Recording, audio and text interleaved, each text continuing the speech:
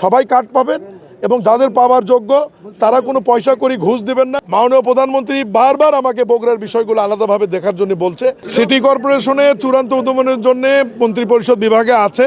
আগামীতে বিএনপির ঘাঁটিটা অক্ষুণ্ণ থাকবে কিনা? মাননীয় প্রধানমন্ত্রী সবকিছু ঠিক থাকলে আগামী 10ই মার্চ বগুড়াতে উনি এটা আনুষ্ঠানিক উদ্বোধন করবেন ইনশাল্লাহ।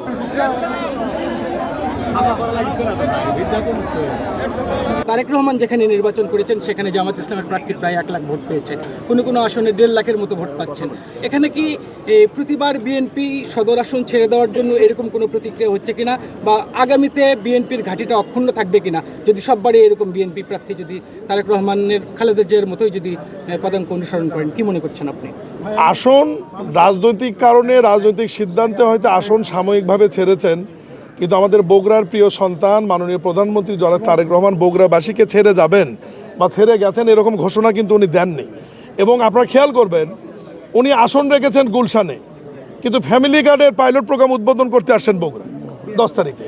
এতেই তো প্রমাণিত হয় যে উনি বগুড়ার মানুষকে মনে রেখেছেন, বগুড়ার মানুষকে উনি ভালোবাসেন এবং বগুড়ার মানুষের পাশে আছেন। এই কৃষক কার্ড এবং ফ্যামিলি কার্ডের ব্যাপারে কাউকে কোনো পয়সা দেবেন না, এটা সবাই পাবেন এবং ন্যায্যতার ভিত্তিতে সরকারি কর্মকর্তারা কোনো দলীয়করণ হবে না।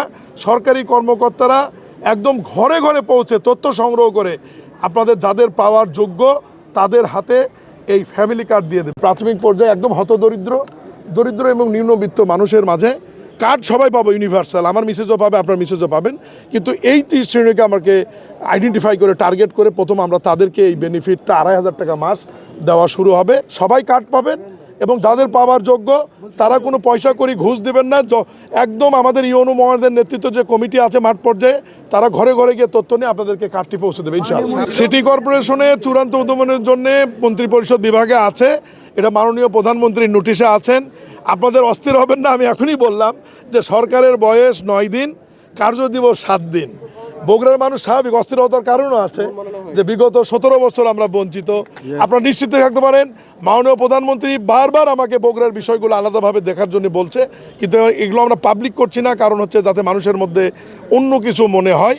আমরা তো বারবার বলছি যে 17 বছরের যে উন্নয়ন বঞ্চিত আমাদের বগুড়া জেলা, এই বিষয়টা যে ঘাটতি আছে এটা আমরা পর্যায়ক্রমে খুব দ্রুত সময়ের মধ্যে পূরণ করে অন্য জেলার সমমান আমরা হব ইনশাআল্লাহ। এই ছুটির দিনও মাননীয় প্রধানমন্ত্রী শনিবার অফিস করেছেন, তার মানে মোটে সরকারের কর্মদিবস হয়েছে 7 দিন। এই 7 দিনের মধ্যে অনেক যুগান্তকারী সিদ্ধান্ত আমাদের বিএনপি সরকার, মাননীয় প্রধানমন্ত্রী জনাব তারেক রহমানের সরকার, জনগণের সরকার নিয়েছে। ইতিমধ্যেই ফ্যামিলি কার্ডের খবর আপনারা পেয়েছেন যে এটি পাইলট প্রোগ্রাম হিসাবে 14টি উপজেলায় আমরা শুরু করতে যাচ্ছি ঈদের আগেই। এবং মাননীয় প্রধানমন্ত্রী সব কিছু ঠিক থাকলে আগামী 10ই মার্চ বগুড়াতে উনি এটা আনুষ্ঠানিক উদ্বোধন করবেন ইনশাল্লাহ। এরপরে কৃষকদের জন্য যে কৃষক কার্ড, এটিরও কমিটি করে দেওয়া হচ্ছে, এটাও দ্রুত শুরু হবে। ইমাম মসজিদদের বেতন বা সম্মানের যে বিষয়টা, ইতিমধ্যেই মন্ত্রী পরিষদের বৈঠকে একটি আন্তঃমন্ত্রণালয়ের কমিটি করে দেওয়া হয়েছিল, সেখানে প্রাথমিক সিদ্ধান্ত হয়েছে বাংলাদেশের প্রত্যেকটি ইউনিয়নের একটি করে মসজিদ হলেও ঈদের আগে পাইলট প্রোগ্রাম হিসাবে এটা আমরা শুরু করতে যাচ্ছি।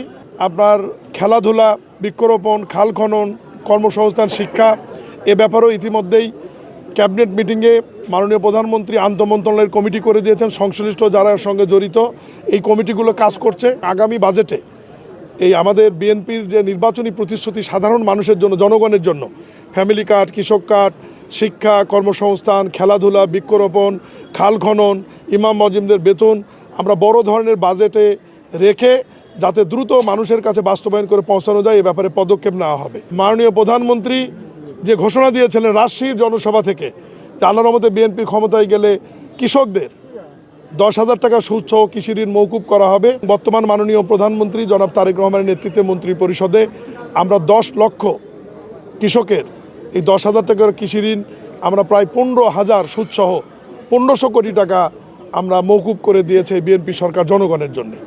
বগুড়ার বিষয়ে নতুন করে বলবার কিছু নয়, বগুড়া স্বাভাবিক কারণে বিগত 17 বছর বঞ্চিত এবং 30 বছর পর মহান আল্লাহর কাছে শুকরিয়া আদায় করি, মাননীয় প্রধানমন্ত্রীর কাছে কৃতজ্ঞতা জানাই যে উনি বগুড়ার মানুষকে আমার মাধ্যমে একটি মন্ত্রী উপহার দিয়েছেন।